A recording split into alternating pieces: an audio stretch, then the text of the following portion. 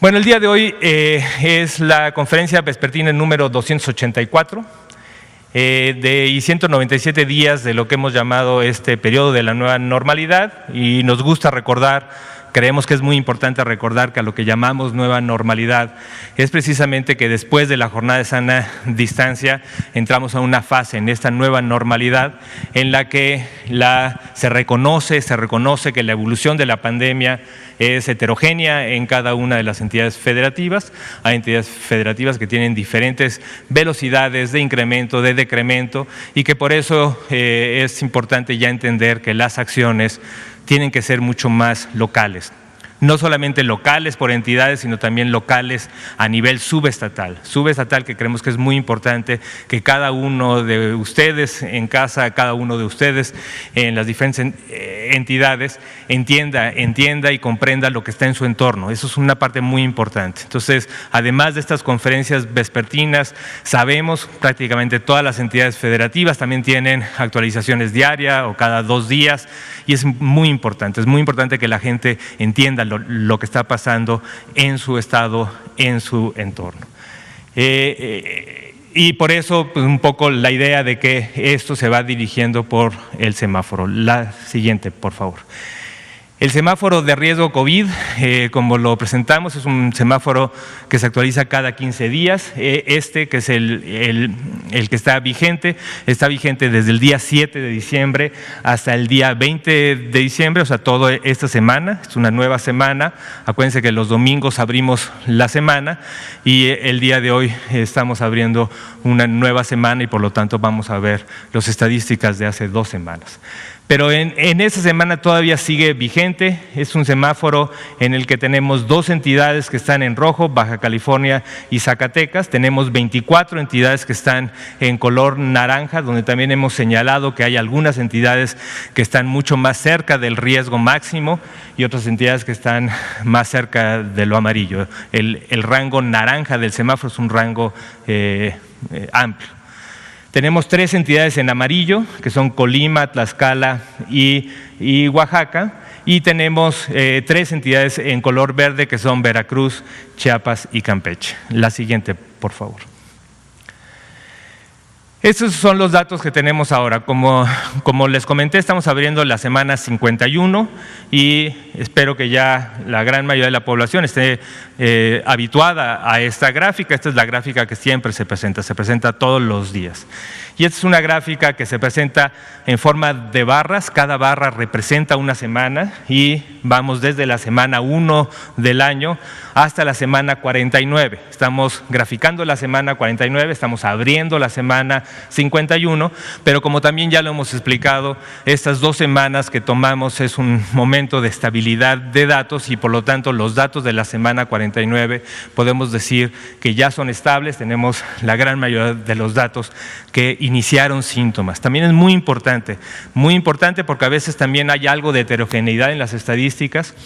Y hay estadísticas, digamos, en general, mucho de las estadísticas que se ven en estos tableros de control a nivel internacional reflejan muchas veces los casos por momento de reporte. Nosotros estamos reflejando aquí los datos de acuerdo al inicio de síntomas, y por lo tanto, todos los individuos que están en esta barra de 49 iniciaron síntomas en la semana 49. Por lo tanto, pudo haberse presentado después de la semana 49, pero estamos graficando a partir de que iniciaron los síntomas. Entonces, en la gráfica tenemos el tiempo en las semanas y la magnitud de los casos. Y tenemos en una primera línea, es algo que es importante recordar, este es el porcentaje de positividad, y lo que quiere decir es que del total de individuos que en la semana le toman una muestra, ¿qué porcentaje de ellos sale positivo para el virus SARS-CoV-2? Y como podemos ver, llegamos a un tope de positividad más o menos en la semana 28-29, que estuvimos prácticamente cerca del 55% a nivel nacional, y de ahí hubo un descenso, y prácticamente hemos estado en una meseta entre 39, 42, 43 en estas últimas semanas. El último semana hay un pequeño descenso, que ya van 2 semanas de descenso de la positividad, y es un dato importante a considerar. Pero tal vez lo más importante es ver la tendencia de estas barras, de las alturas de las barras. Y como podemos ver, la altura total de la barra de la semana 48 a la semana 49 se ve un incremento. Se ve un incremento que está expresado en varios colores. Tenemos el color verde, que son aquellos individuos que tuvieron síntomas, fueron a un sitio, se les tomó una prueba y salieron negativos. El color gris son aquellos que no se les tomaron muestras. Son todas las personas que sí tuvieron síntomas, están registrados con un estudio epidemiológico, pero no se les tomaron muestras. Y el color amarillo en esta última barra son aquellos que se les tomó muestra, pero que aún estamos en espera de resultados. Y el color café son el total de casos que tuvieron síntomas, se les tomó una muestra y se confirmó la presencia del virus SARS-CoV-2. En el resto de las semanas también se expresa una proporción de casos en el color negro, que son aquellos a los que se les tomó una muestra, pero que por diferentes razones que ya hemos explicado, ya no tenemos posibilidad de tener resultados de esas muestras. Por lo tanto, tanto los grises a los que no se les tomó la muestra como los que constituyen en el color negro son aquellos individuos que tenemos que de alguna forma estimar con base en el porcentaje de positividad cuánto. Los números. En total tenemos, el día de hoy tenemos en el último reporte un total de 3.194.264 personas que se han registrado en el sistema de vigilancia y por lo tanto son casos que entraron con síntomas y calificaron como casos sospechosos. De los cuales el total de 1.250.000, un poco más, son confirmados y 1,5 millones son negativos. Tenemos 209.000 en total, 754 sospechosos sin muestra y 138.133 sospechosos sin posibilidad de resultados.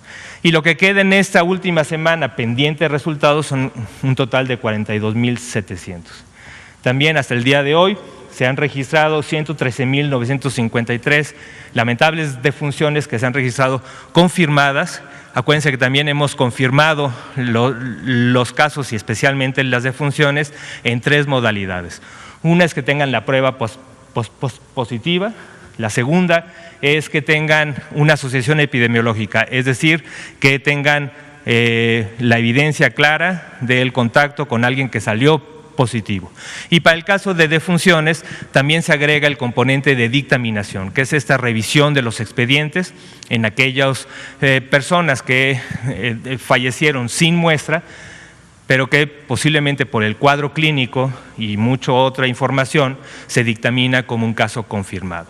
Este proceso es un proceso lento, es un proceso que requiere una revisión. Hay comités de dictaminación a nivel hospitalario, a nivel jurisdiccional, a nivel estatal y a nivel federal. Y una vez que va pasando y confirmando en estos niveles, es como se van agregando a estos casos confirmados. Pero es un proceso largo. Claramente los que están en estas franjas, tanto negras como grises, son los que tendrán que pasar por este proceso. La siguiente. Entonces, con los casos confirmados, agregándoles además el componente de aquellos casos en los que no tenemos muestra o tenemos muestra pero sin posibilidad de resultados, aplicándoles este porcentaje de positividad en cada una de las semanas, se estiman los casos. Y en total, a lo largo de la pandemia, tenemos una estimación de casos de 1.424.802.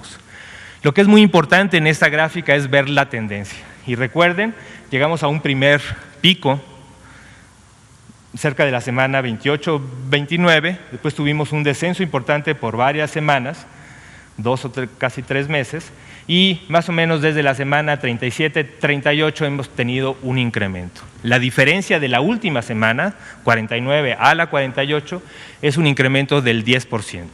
Es decir, estamos abriendo en esa semana con un incremento. Si recuerdan, la gran mayoría de las semanas a veces cerramos con un pequeño o a veces importante decremento que se va un poco perdiendo y a veces llegamos a una meseta, a veces llegamos a un pequeño incremento al final de la semana.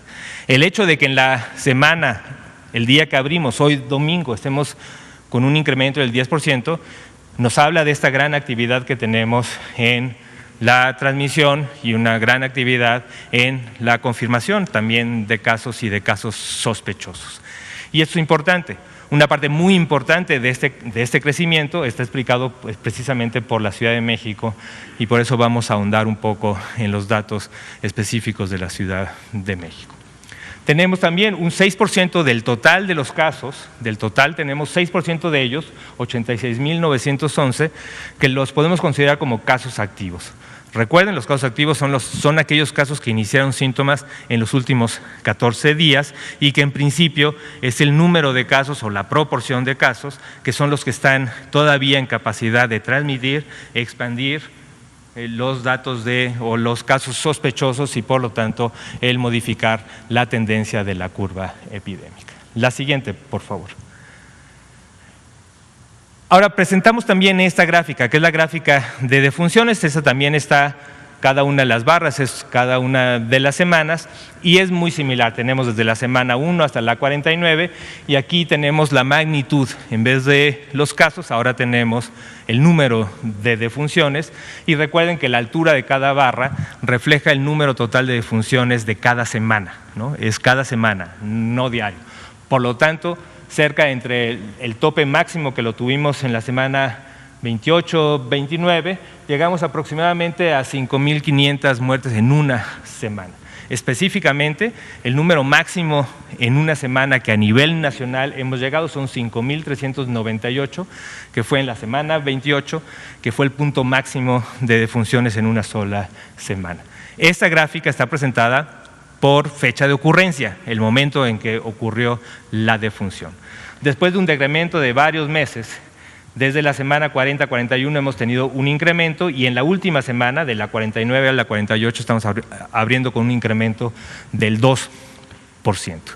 Ahora, aún con este tope, con este máximo que tenemos en la semana 49, que son 3.632 defunciones, todavía refleja una disminución en comparación con el punto máximo de la semana 28 del 33%.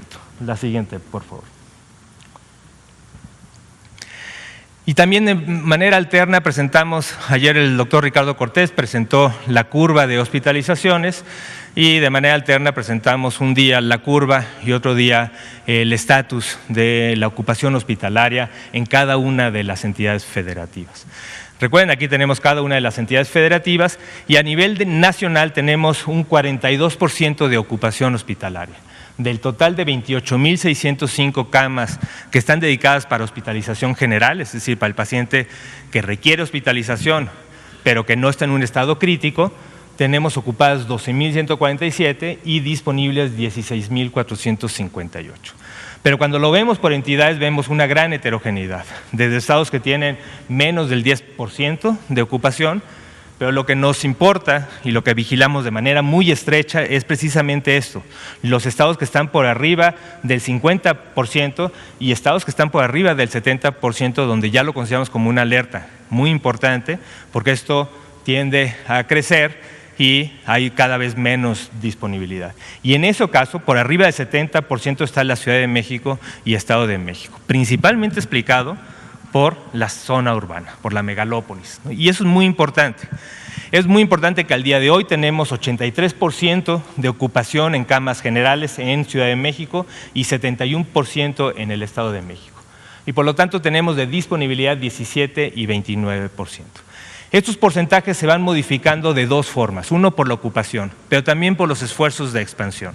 Desde que lo comentamos, llevamos más de una semana, más de 10 días en esta intensificación de aumentar la disponibilidad en la Ciudad de México y en la zona conurbada de la Ciudad de México en el Estado de México.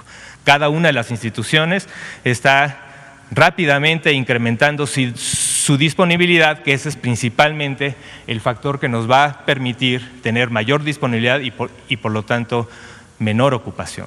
Entonces tenemos que ir viendo tanto el incremento que hay de hospitalizaciones como el incremento que hay en las camas disponibles y esto lo vamos a estar viendo día con día. Día con día vamos a estar viendo que las camas se van incrementando, aunque también desgraciadamente las hospitalizaciones van incrementándose. Entonces tenemos que estar muy atentos a este margen, que es lo que nos permite contener, nos permite tener una atención y tener el objetivo importante de que ninguna persona se quede sin la posibilidad de atención hospitalaria cuando la requiere. En el siguiente caso, la siguiente por favor, es lo mismo pero para las camas para el paciente crítico, ¿no? Tenemos también una ocupación importante y tenemos la Ciudad de México con un 71% también en una zona de alerta, Aguascalientes, Baja California, Estado de México por arriba del 50%, que es una zona también de riesgo, ¿no? En cambio también tenemos otros estados que también tienen una ocupación muy baja. A nivel nacional tenemos una ocupación del 35% con 10.560 camas, del total de 10.080 camas que tenemos para el paciente crítico. La siguiente, por favor.